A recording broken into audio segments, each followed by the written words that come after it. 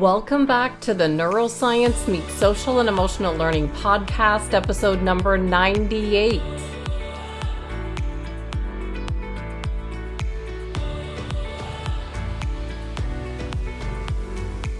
With researcher Dr. Dawson Church, the author of the new book called Bliss Brain, the Neuroscience of Remodeling Your Brain for Resilience, Creativity, and Joy.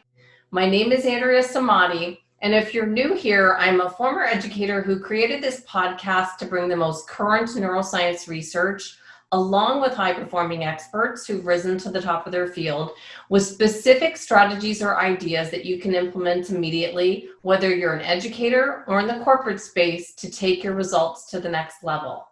If we want to improve our social, emotional, and cognitive abilities, it all starts with an understanding of our brain.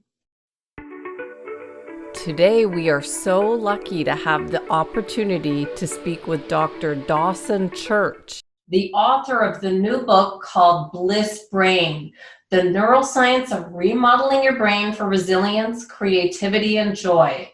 Dr. Church is an award-winning science writer who blends cutting-edge neuroscience with the stories of people who've had first-hand experience of brain change. Neuroplasticity, the discovery that the brain is capable of rewiring itself, is now widely understood, but what few people have grasped yet is how quickly this is happening, how extensive brain change can be, and how much control each of us exerts over the process of our thinking. Welcome, Dr. Church. Thank you so much for being here today to share all this research you've been doing. And do I have this right? Is it 50 plus years since you learned to meditate as a teenager? Are we right on track? Yeah, Andrea, 50 years. And in chapter 1 of Bliss Brain, there is a section called From 50 Years to 50 Seconds, because so many of these ideas in Bliss Brain took me years or decades to figure out.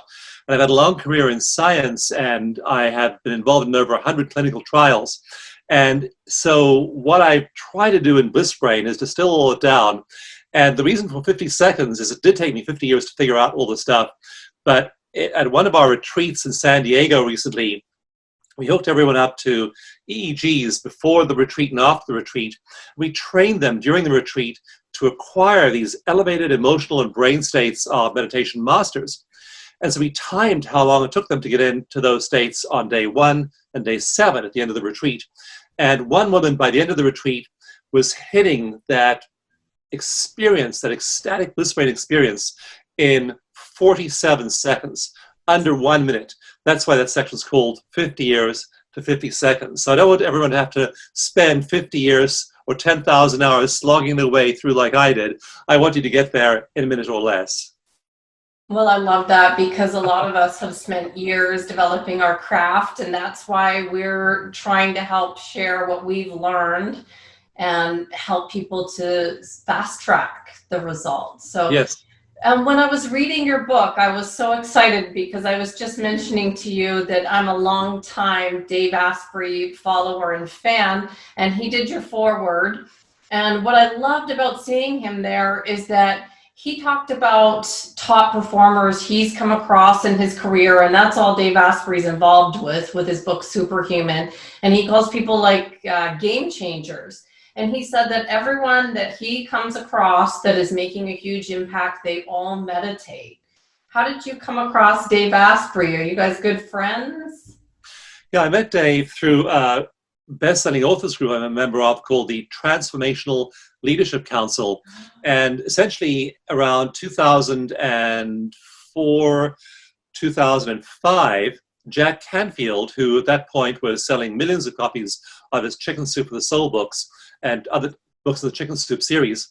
So Jack said, I want to spend time every year, like go on vacation with highly conscious people.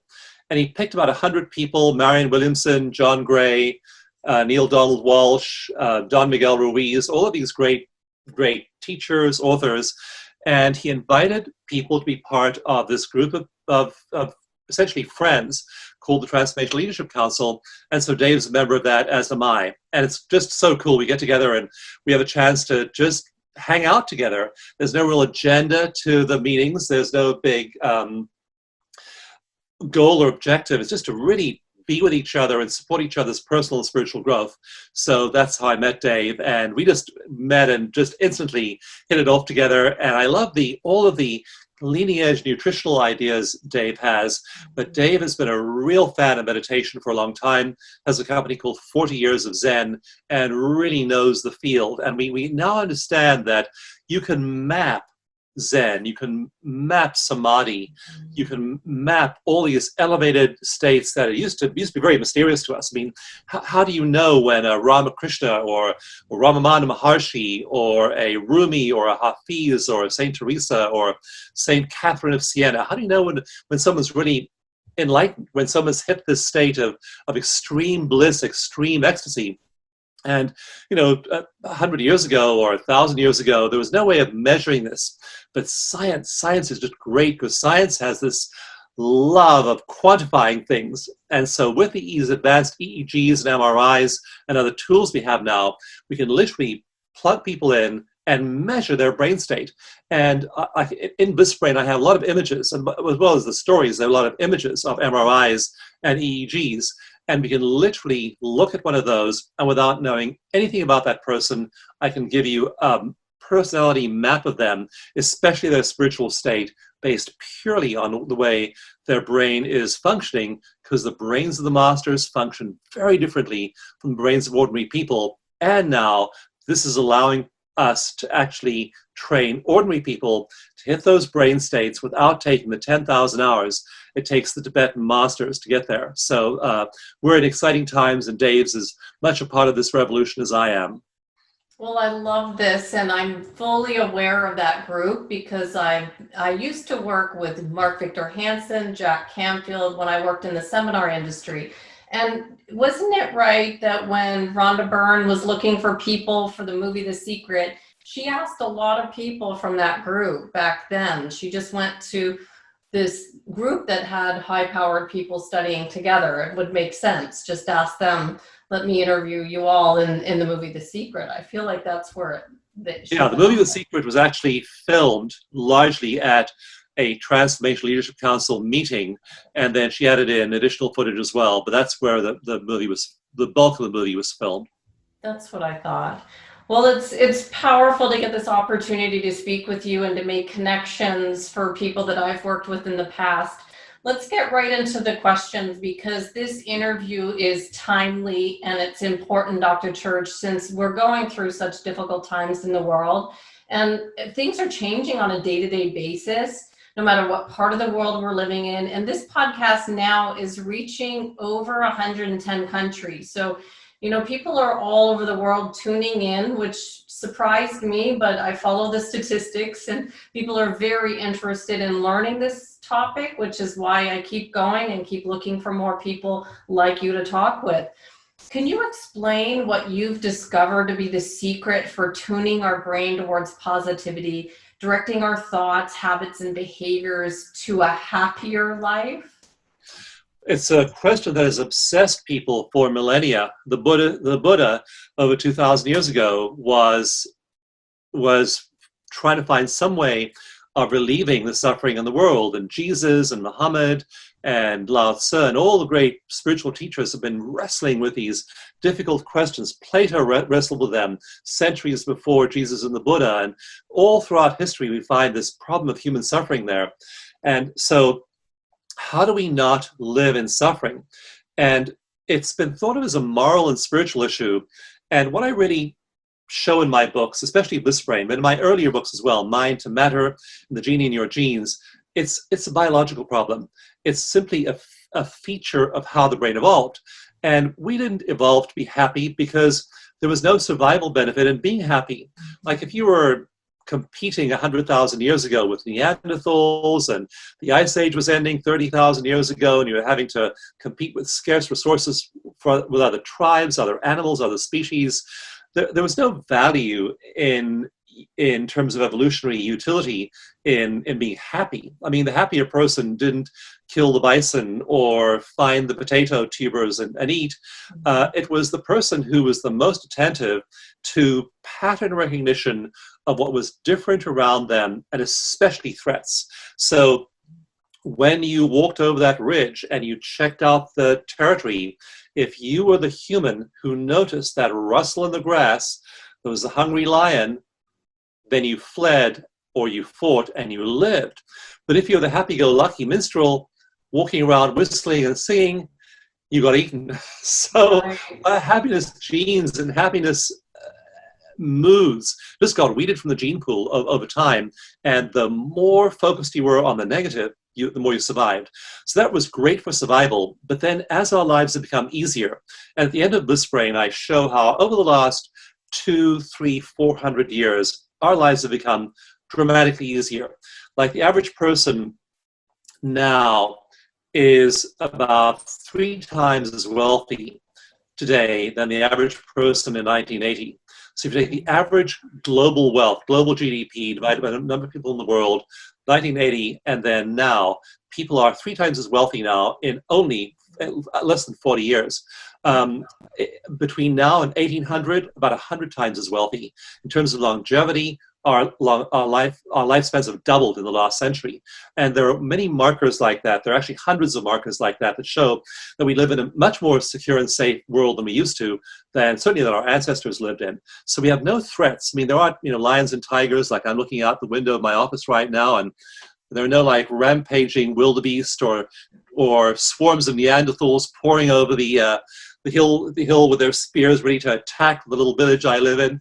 These just non-existent threats, and we have brains honed by millions of years of evolution to detect them. So our brains are simply, we're not suffering because we're of a failure of will, or because we're bad people, or we haven't read enough personal growth books, or haven't watched enough positive movies.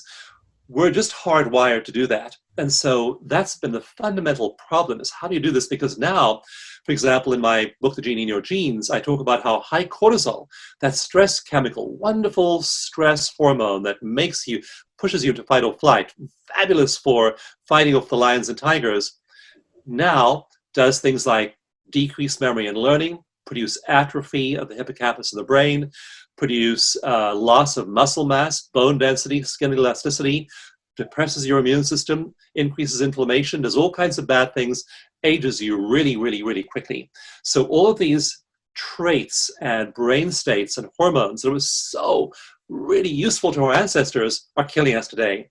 And so now the challenge is to become happy. And there are a few people who've really figured this out.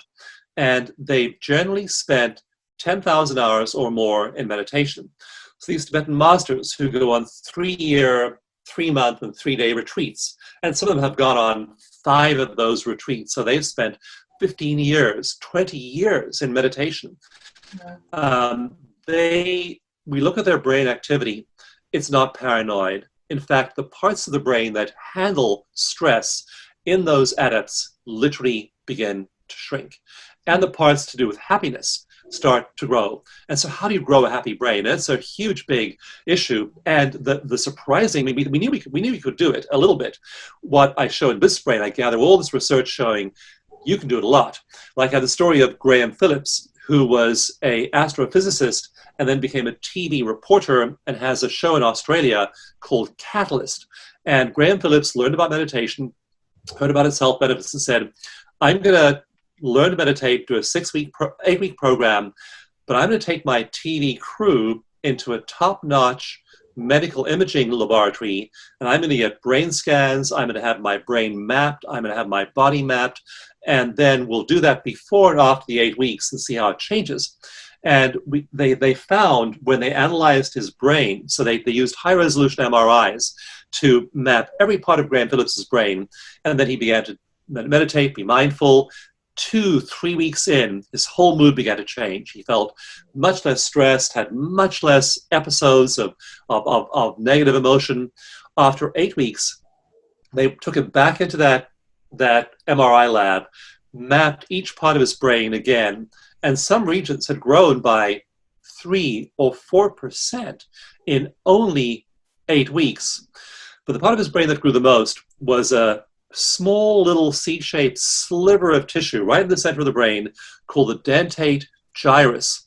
And its job is to regulate emotion brain-wide, regulate all the far-flung parts of the brain that have to do with emotion and help you not be stressed, not be irritable, not be angry, not be annoyed. And the tissue in his dentate gyrus grew over those 8 weeks by 22.8%, more than a fifth more tissue in that part of the brain. And this isn't software, this is hardware. So now he's changing the software of his mind, becoming less stressed. It's literally changing the hardware of his brain, and his emotional regulation circuit grows 22.8% in 8 weeks. That's how quickly we're remodeling our brain with our consciousness. Well, that is extremely powerful. And I've heard the 8-week number before. And I forget where I heard it. It might have been with Dr. Dan Siegel, but there is that seems to be the number where it sticks at.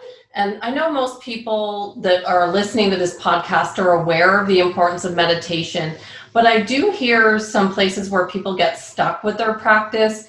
Can you explain how it's possible for people to release emotions that keep us in that reactive state, where we're responding to the past rather than living in that present moment, just so that we can figure out how to be present in that moment now instead of somewhere else? Yeah, so we have all this brain hardware, these brain structures that are focused on identifying and detecting threats, bad things that might kill us, eat us, harm us. And now we have no threats to actually worry about. There are no Neanderthals out there, there are no lions and tigers. So what does this chemistry, what is this biology, what do these neural circuits do? Is they just hunt around endlessly looking for the bad stuff that's out there. And there's no real bad stuff. So we just focus on imaginary bad stuff. We replay the bad stuff that happened a year ago, 10 years ago, 12 years ago in my childhood, and we project that into the future and say, oh, that might happen again, so I have to be vigilant in the future as well. All that's to do with the past, all that's to do with the future. We're not in the present moment. And so people close their eyes and try and meditate.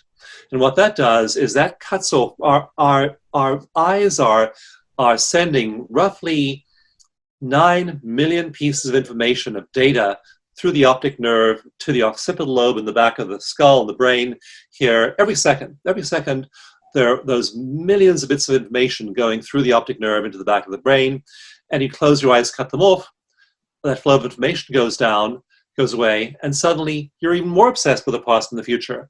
And the parts of the brain that light up are the mid-prefrontal cortex and the posterior cingulate cortex in the back here. And those pieces of the brain are to do with creating your sense of self. So you tend to be self-focused, and in neuroscience, that's called self-referential thinking. And so when you are obsessed with me, my past, my future, what my life is like, all of this is to do with the self, and that self-referential thinking part of the brain, the default mode network, the mid-prefrontal cortex is highly active in unhappy people, depressed people, stressed people. And so what happens in these adepts, in these Tibetan monks, these Franciscan nuns, these people who've spent 10,000 hours, is that they close their eyes and they learn to shut down that mid-prefrontal cortex. And then the happiness parts of the brain. And for example, there's one part called the insula, which has to do with, again, this is a bit of jargon, but pro-social activity, pro-social brain mapping. And this is the part of our brain that has to do with altruism, compassion, gratitude, joy, connection with others, happiness, love. In love, the insula is highly lit up, and that's exactly what happens. So these Tibetan monks and these Franciscan nuns and others that we have brain scans of, when they close their eyes, they do not have a lighting up of the mid-prefrontal cortex and the default mode network. Just the opposite, it's shut down, and parts of the brain like the insula, which are to do with love, compassion, gratitude, joy, positive emotion, light up, and then that produces a flood of beneficial neurochemicals in their brains, and they feel absolutely wonderful. So it's a matter of training, and you have to train yourself to acquire the same brain patterns as those people. Just telling those who want to meditate, like when I was 15 years old and I was dreadfully unhappy as a kid. I tell the story in Bliss Brain about how when I was 15 years old, I was depressed, I was anxious, I had no friends. And one day I was in a hotel and I walked past a full-length mirror and I just turned and stared at myself. 15 years old, I had this long brown hair halfway down my chest, and I had hippie clothes on and bell-bottom trousers and a big bag of books slung over my shoulder. And I looked at my face, and these words just flashed into my brain. And those words were, "That is the saddest face I've ever seen in my life." And I thought, I gotta fix this person I am. I can't live my life this way. I was suicidal. I didn't want to even be here on the planet. And so I then went to live in a spiritual community. I learned the great philosophies of the great masters. I learned to meditate, learned energy healing, and I got a little bit less unhappy. But they told us in meditation classes to close our eyes and still our minds. And that piece of instruction is almost useless to most people, because you close your eyes and again your default mode network fires up. You're thinking about the bad things in your past, bad things you're in your future. You're not in the present moment, and the meditation exercise is almost worse than useless. And so that's how many of us try. That's why many people leave meditation, try a practice and fail to establish a practice. So that really filled me with the desire to learn how to improve. And for many, many years, I meditated intermittently. And then eventually, about 20 years ago, I committed to a daily practice. And then I began to make some real progress. But you have to find there are specific scientific techniques that shut down the default mode network. You have to know those. If you're closing your eyes and hoping for the best, while you're following your breath and stuff, maybe you'll make a little bit of progress. But if you get science on your side and do the things that MRIs and EEGs and neuroscience studies show you are already effective. I mean, all these tools are in Bliss Brain. A lot of stuff people do, the saffron robes, the prayer shawls, the beads, they aren't doing a thing. What is really effective is scientific-based practices. They will quickly shut down the default mode network and bring you to that state of inner peace. So it's a matter of knowing the science to give you the edge to get there quickly. That's helpful, Dr. Church. With any meditation practice, the key is to actually doing the meditations. When you purchase Bliss Brain, in the end of chapter 1, there's extended play resources that take you to a website. You just put in your email address and it takes you to a membership area page that has all these guided meditations on them. So I have started my journey of just starting to do Dr. Dawson's Bliss Brain meditations, and if you want to access those, that would really help you as well to dive deeper into shutting down the default mode network in your brain and accessing those higher levels of joy and happiness. Hope you enjoy them. Well, Dr. Church, when I first started to meditate, it was around 2014, and it was because I had received a program from a speaker, and it had a meditation program as a part of the packet, and I thought I better use this because I know the speaker was going to ask me, what did you think of that? And it started with sessions that were about 30 minutes long, and I had young children at the time, and I just found it really difficult to sit for 30 minutes. And could you explain maybe how someone would get started? Why is it so hard for us to learn how to meditate? We're going from running around, full speed, and suddenly we've got to stop and learn to be in the moment. I just found that to be the most difficult thing ever. Why would that be? Yeah, and traditional meditation instructions are to follow various prompts, and they hope you'll get into that state. What I use in my meditation method is called eco meditation, and again, it's just based on very well established science, and there's 7 steps to it, but it's a guided meditation. So initially, I just guide you through the 7 steps, and if you just mechanically do these things, they produce certain involuntary responses in your body. One of them, for example, is that you picture the volume of space inside your body.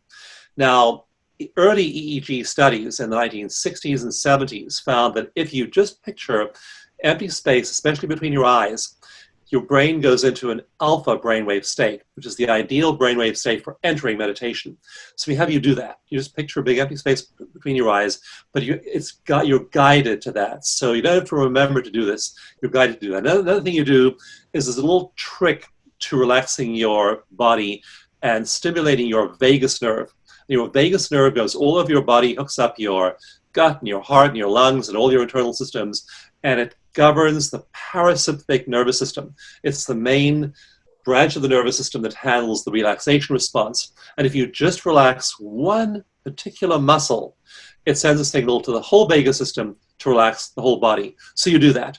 Then you breathe in a certain rhythm, and that puts you into the state of heart coherence. You then visualize certain connections with other people. It puts you in deep coherence. Now you're activating that insula in your brain. You're shutting down the default mode network, and it gives you just enough information to bring you to the present moment. So we found that if people do these 7 things, that it really works for them. Like I did a workshop last weekend, and I taught a workshop, and we had people do comments afterwards, and people said things like, I've been meditating all my life, but I never got as deep as I did following those 7 steps. Other people said, I've tried 6 different kinds of meditation, and I failed at every single one. I couldn't do any of them. I did the 7 steps, and suddenly I was in bliss. In my book, Bliss Brain, I have quite a few stories there, but one is from a woman called Toni Tomlinson, and she said, Dawson, I'm writing to you because when I sat down to do your meditation, I didn't think I could succeed.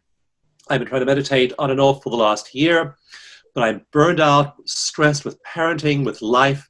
My cortisol is sky high 99% of the time. And I thought as I sat to try your meditation that I would fail at this one too.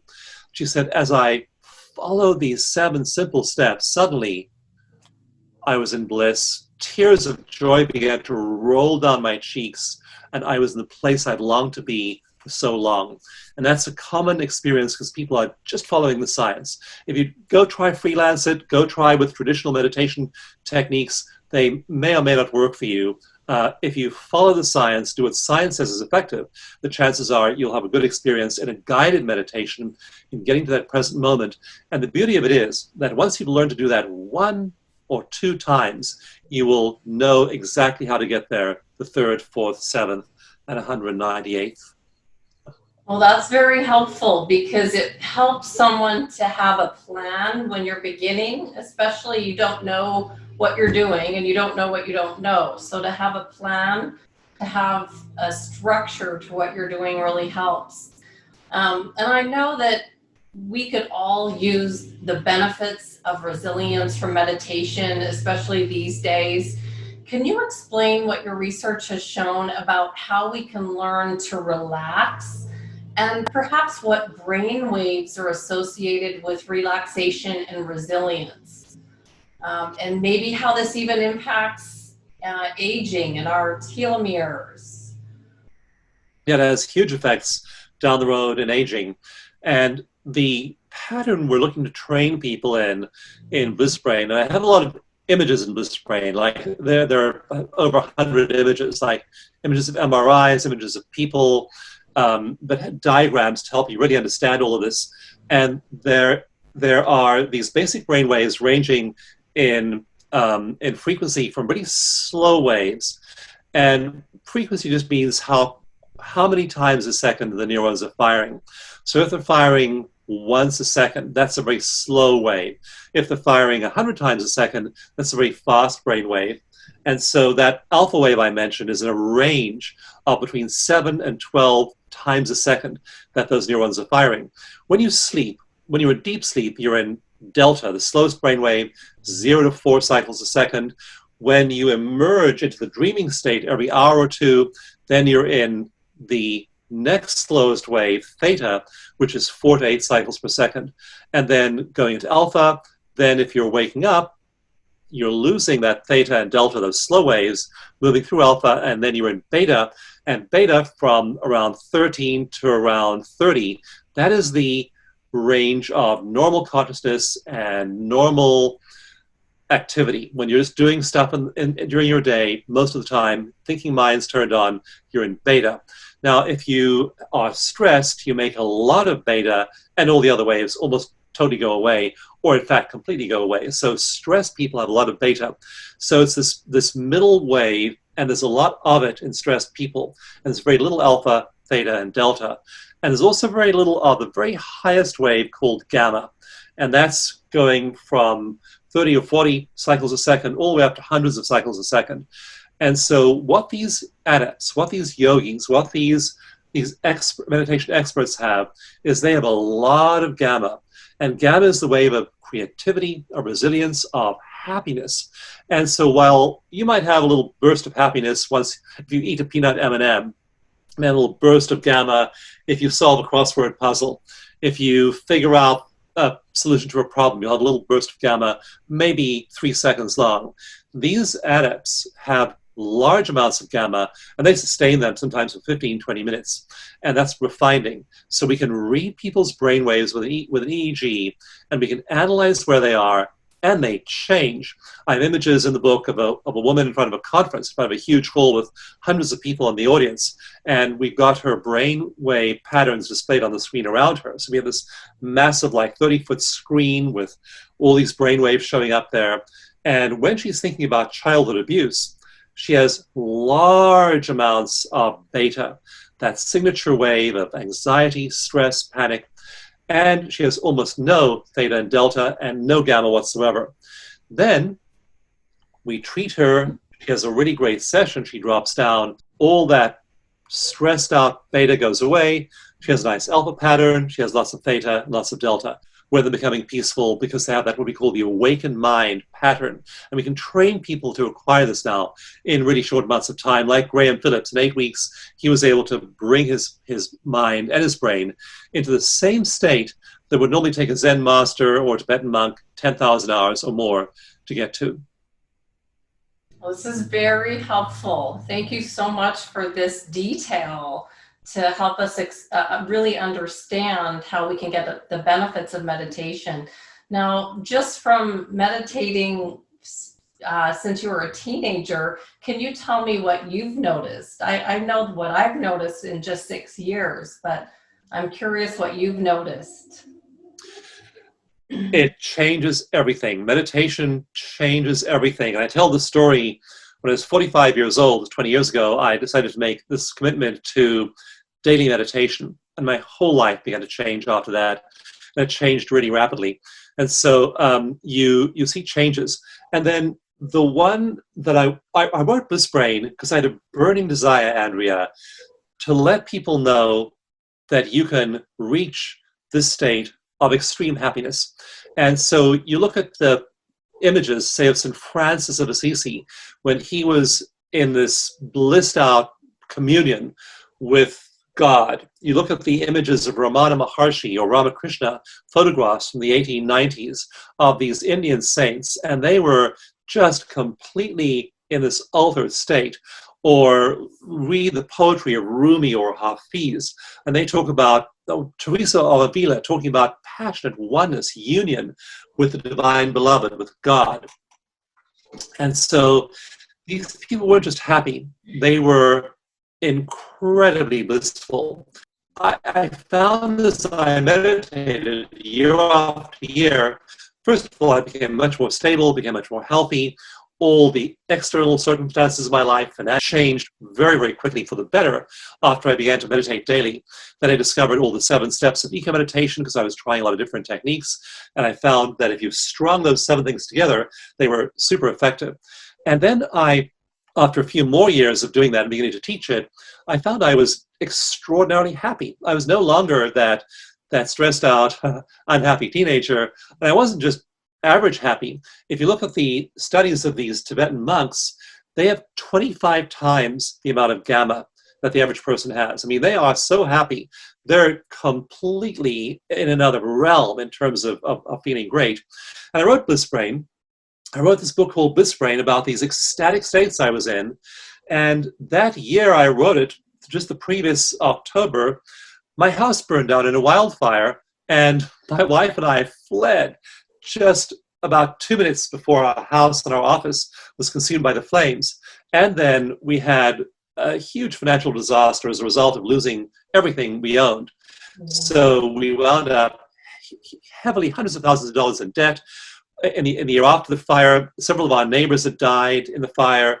You know, it was this massive dislocation. We literally lost absolutely everything except for our phones and the clothes we were wearing, and then had this very long and difficult process of trying to pull things together again. Financial crash. I'd have an operation, and that year I wrote a book called Bliss Brain, because I found that I was just resilient.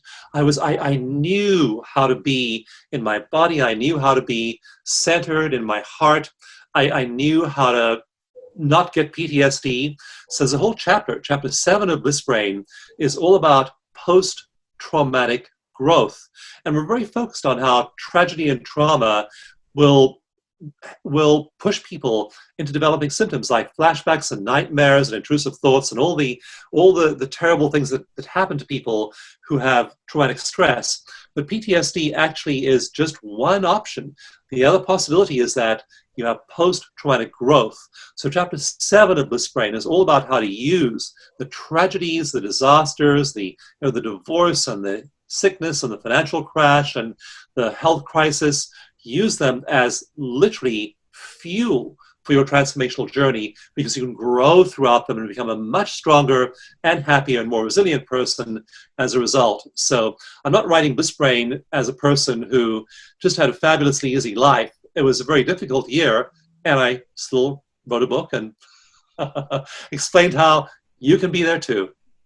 Well, that's when it's the most impactful, when you've actually used what you've written for the results that you're getting. That's really the work that I've been doing. It was like you were writing something, and then bam, September 11th happened, and I had to use what I was writing for other people, for myself, and then the belief is there.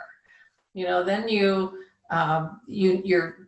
for sure know this is going to work. So no one's going to tell you that Bliss Brain is not a good idea. You know that these steps have worked for yourself, and then that's when you can start transferring it to other people, I think. Yeah, you used yourself and then use it consistently, and then you're turning the software of a positive mood into the hardware of resilience. You're no longer depending on external things to make you feel good. You have the neural bundles. I mean, that's the stunning research in Bliss Brain. It shows that pass a signal through a neural bundle for 1 hour continuously, and you can double the number of neurons, the number of synapses in that neural bundle, doubling the signaling capacity of a neural bundle in 1 hour of repeat stimulation. So when you're triggering the happy parts of your brain hour by hour, and they're getting bigger and bigger and bigger and faster and faster and faster and better and better and better at communicating those signals, eventually you have a highly resilient brain. Now you aren't dependent upon something external making you feel good temporarily. You've turned that state of well-being into the trait of happiness and resilience and creativity, and that then follows into your daily life. Like I addressed the criticism in Bliss Brain about, well, I mean, I used to say this about these meditators. These meditators, they're in these monasteries in Tibet. How is that helping the world with, artificial intelligence, cyber warfare, and climate change, and people having access to clean food and water and so on? I mean, where's the activism there? How is that helping the world? And it turns out that when you enter these Bliss Brain states and you then move from your meditation into the world, the research I present in Bliss Brain shows that you are 5 times as productive in your job, in your family, in your workplace, in your career, as you would be without being in that state. So suddenly you're making a massive impact on the world. Like, for example, right now I'm working with 18 veterans hospitals. All of our wonderful methods have really taken a long time to make their way into hospitals where veterans suffer with PTSD. And so now we're working on a project with 18 veterans hospitals to bring those methods in there. But in the meantime, We were blocked from getting into those hospitals 10, 15 years ago. So we set up our own private foundation and then began to offer free treatment to veterans. And to date, we've treated over 21,000 veterans through that project. That's social activism. You don't become a disembodied spiritual being just drifting out there in the psychosphere. You come back to your real life, your career, your kids, your wife, your parents, your colleagues, and you are incredibly creative, incredibly productive, and the world around you changes dramatically as a result. Dr. Church, what exactly happens to our brain structurally and functionally? So what health and cognitive benefits do we receive? Massive ones, and initially they're small and incremental. So you shift your negative thinking into positive thinking, you shift your negative emotion into positive emotion, and you feel a little bit better that day. But then again, you activate the neural bundle, it gets a little bit bigger. And so that's what happens day after day after day. Over time, those little incremental changes really shift the brain. So for example, the memory and learning centers of the brain get bigger. The hippocampus gets bigger. It's the center of memory and learning. You see these neural bundles, so they look white in these images, and then you see these like dark, sticky, gooey, like bubblegum, like asphalts, and these beta amyloid plaques build up and they start to go down. Various parts of their body shut down, as it looks like, and it takes maybe 10, 20 years, and it's really just a tragic disease as people lose their memory, can't remember their loved ones' names and who they are and where they are, factors in the lifestyle of these people and their brains. And they found that the thing that correlated most with the buildup of beta amyloid plaques in the brain was negative thinking. And it was a scaled relationship. The more negative thinking, the greater the amount of beta amyloid plaque buildup in the brain. So you're literally building up these substances in your body that kill you with negative thinking, and with gamma, with these elevated mental states that you achieve in meditation, you're clearing them. And so the research shows that epigenetically, you're making changes in your body with these energy techniques. You're literally turning genes on, turning genes off, and turning on a whole group of beneficial genes that have to do with health and longevity. So this is all short-term. This is all what you're doing in your daily meditation practice. Long-term, bit by bit, all of these things have a massive amount of leverage of your longevity. And so in one study, this is just one of many studies like this, they looked at optimism, and they found that optimists are much more likely to reach the age of 85, and when they do, they have about 10 years longer lifespan than pessimists. Purely by thinking, we are affecting our lifespan moment by moment. Those thoughts might seem fleeting. You might say, well, I just want to complain a little bit about the politics, about the corporations, I'm just going to have a little bit of complaint about my wife, my husband, my job. I'm just going to be a grouch today, okay? Do that over and over and over again, cumulatively, you're affecting your lifespan. But you choose optimism, you choose positivity, you choose joy, you choose to meditate, you choose all these positive mental states, and then cumulatively over time, that's what produces that 10 years of extended lifespan. Add in the studies of altruism, of gratitude, of kindness to those optimism studies, and you find that actually your lifespan can be extended by about 40 years if you add in all those positive emotions. So the recommendation, the homework, Andrea, for everyone listening is never have another negative thought again, ever in your whole life. And, in part of some of the groups that I've been involved in, my neuroscience researcher, we're always doing experiments, and he said, try to see how long you can go without a negative thought, and let me know how you do. And really, it's within a few minutes. And people that are saying, oh, I did it all day. I'm like, there's no way you did it all day. So it's hard, and when you're talking about those tangles, the beta amyloids, those are directly seen in the brain, aren't they, of Alzheimer's patients? Yes, That is a sign. So that's negative thinking. Would you say would be a precursor to developing Alzheimer's then? yes. Yep. Was the strongest factor of every factor surveyed in development of those plaques was negative thinking. Wow.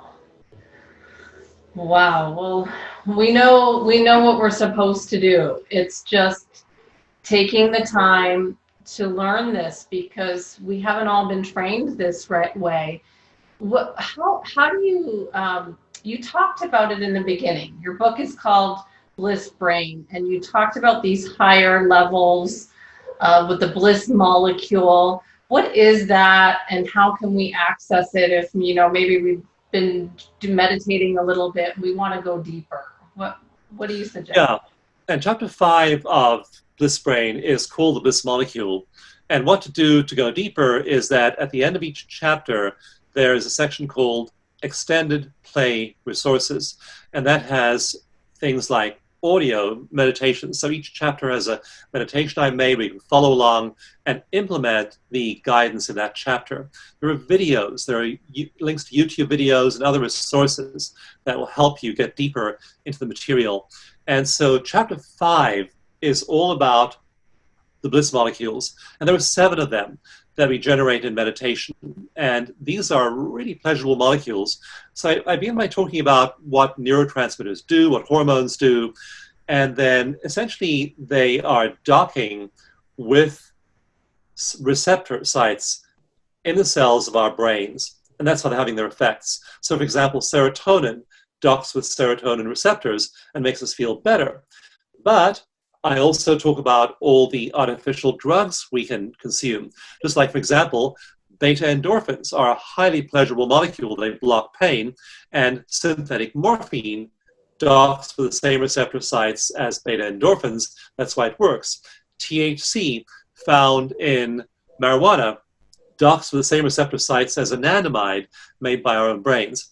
And people think they're craving heroin or cocaine or chocolate or alcohol or cigarettes or marijuana, and what they really are craving is the activation and the docking with those receptor sites. And what people just don't realize is that psilocybin, for example, people are microdosing with psilocybin now, magic mushrooms, those dock with serotonin receptors. And you can have a huge flood of serotonin in your brain just by following the meditation instructions in my book, Bliss Brain. So you're producing a flood of serotonin, a flood of anandamide, the bliss molecule, which again is just shaped just like THC and marijuana. You're having a flood of dopamine, which is the same molecular structure and is activated by heroin and cocaine, ayahuasca, MDMA, ecstasy. So that's why those pictures of Ramakrishna or St. Francis show them looking stoned, because they seriously are. You do that meditation in the book, and you just go way up there into bliss. And one of the things we're working with now, like I talked to other meditation teachers about this, we really have a protocol to do this, because we have to bring people down at the end of each meditation. And you'll find if you do the guided meditations, even if they're brief, they may only be 15, 20 minutes, but they end with open your eyes, look around you, notice what time it is, notice what time of day it is, count the number of light fixtures in your room. We have to bring people down because they are in such ecstatic states during meditations that they can easily get lost up there. So we have to make sure they re-engage with everyday life at the end. But you get seriously blissful, and these molecules are addictive. So Tony Tomlinson said, I will be doing eco meditation every single day from now on, because again, once you've felt all these delicious neurochemicals, pleasure neurochemicals simultaneously in your brain, you're hooked. Wow. Well, we know we need to do this. You've talked about the benefits. How soon will we see the results? I know you've said 8 weeks, but following your Bliss Brain plan, how long for us to see results? The basic eco meditation track is 22 minutes long, and with some colleagues, I did a study at Bond University, randomized controlled trial, and we put people in MRIs before and after, and either they listened to this 22-minute track or a placebo-controlled track where they did mindful breathing. And then we gave them a second MRI afterwards. And when we looked at the composite functioning of their brains after that time period, it was only 4 weeks they were doing this once a day, we found the same structural changes had begun to happen in their brains as happened in those 10,000-hour monks. Their default mode networks were shut down, and the insula, the happy part, the compassionate part, was lit up like a Christmas tree. Wow. So they were getting this benefit in 4 weeks, 22 minutes a day. They were able to acquire the same kinds of brain state as an advanced monk, and their brain began to change anatomically as a result. So 4 weeks to literally changing the anatomy of your brain. And Andrea, that's not exciting. I mean, literally changing the structure of your brain in only 4 weeks, but that's what the evidence shows. I love this stuff. I want to thank you so much, Dr. Church, for taking the time to speak with us today about this important research and work and all the years of research that have gone into this. For people to learn more, they can go to blissbrain.com and tell me a little bit more about what you've got going on your site there. Yeah, so at blissbrain.com, you can get a free copy of the book, Bliss Brain.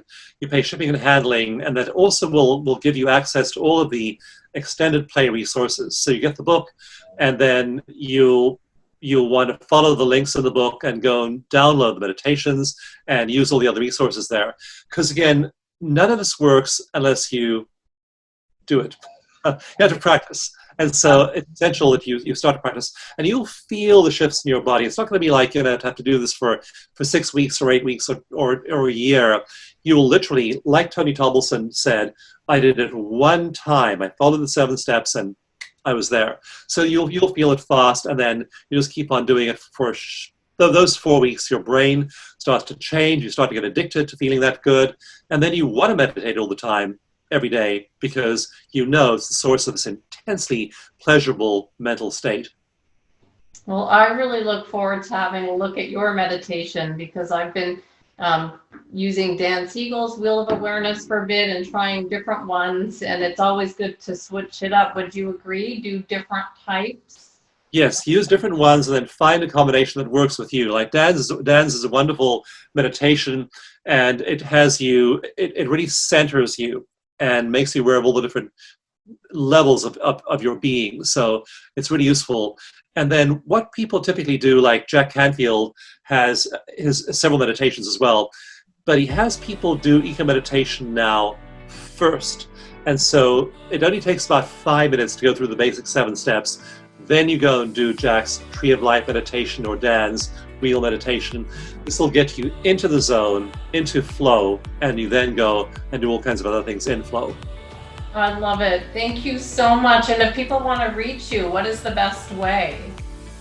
Just through that Bliss Brain site, you can just send a message to our support team. We'll make sure you have what you want, because I do many live workshops. Now they're all virtual, so they're live virtual workshops. You can go and learn these techniques in depth. I really encourage you to take a live workshop. Get involved in our community. We have a Facebook group. We have a big Facebook page. Look at our YouTube channel. Also, people are getting certified now, and I also am working on, we haven't announced this yet, but I really become curious about all of the masters of enlightenment and the stages they go through. And so we're working on a really structured program. No one's ever done this before, of reading all the great scriptures, all the great saints, distilling all the stages of the journey to enlightenment into a system, and then making it scientific, measuring it, using assessments, using EEGs to figure out where people are coming from, where they're going to.